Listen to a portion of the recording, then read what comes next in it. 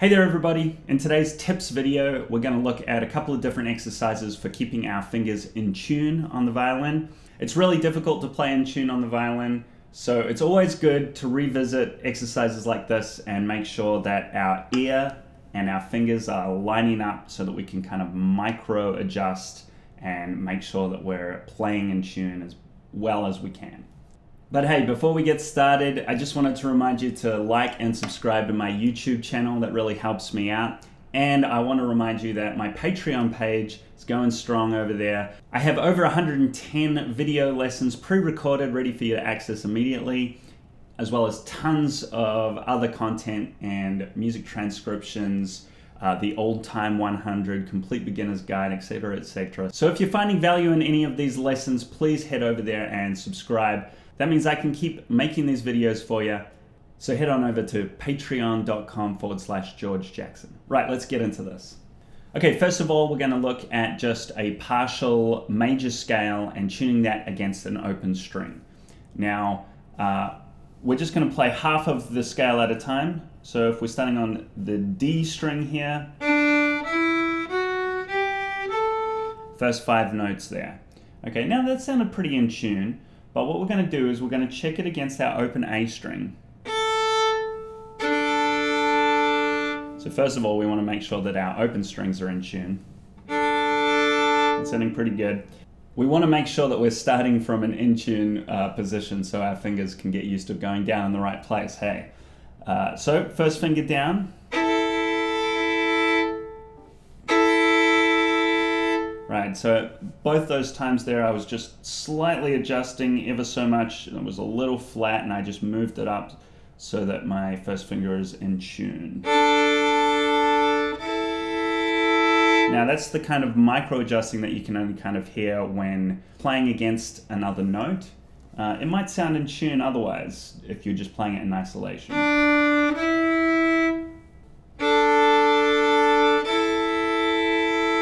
Okay, we're moving on to our second finger.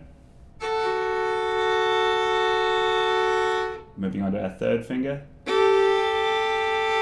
So even with dissonances like this, where it's G and A together,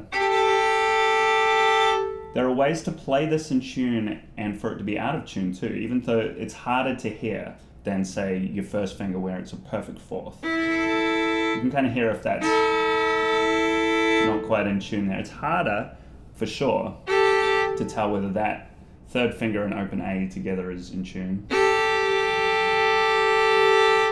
But you do get used to it too. So if I move it out of tune,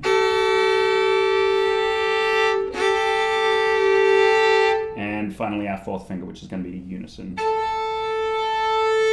Okay, so take your time with each one and really make sure that it's sounding in tune. If you micro adjust sharp or flat, I think you'll end up hearing whether it's in tune or not. So practice that even too.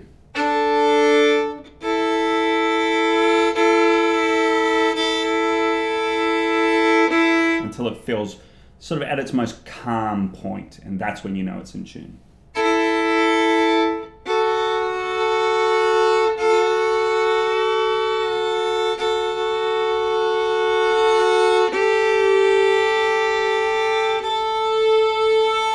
Okay, then we're going to do the second half of the scale. So the A string half. 1, 2, 3, 4, the remaining 4 notes, and get us back to D. And we're going to do that against the open D string. So the same 2 strings.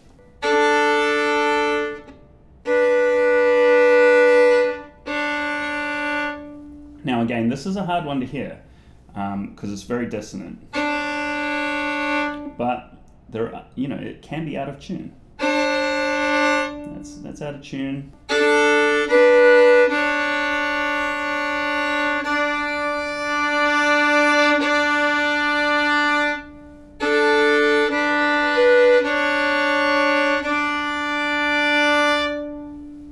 Okay, that's really good practice. Even just doing that a couple times before you get started into a practice session can really help you just kind of like focus in on what is in tune and what is not in tune. Okay, let's move on to another exercise here. This one is just going to help tune in our fingers a little more with some closed double stops. And we're focusing on the double stop of a fourth here. So we'll start again with our open D and A together. We're going to put our first finger down, kind of like what we were doing in that first exercise.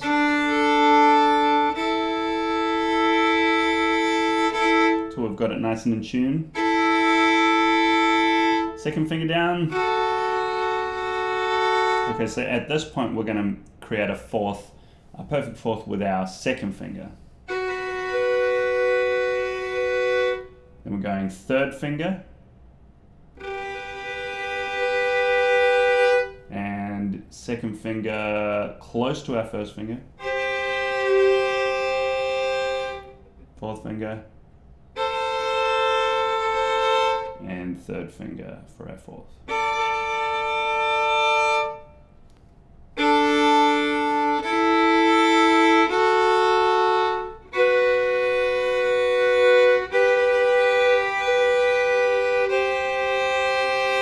And working with that perfect fourth intonation that is easy to tell what's in tune or not.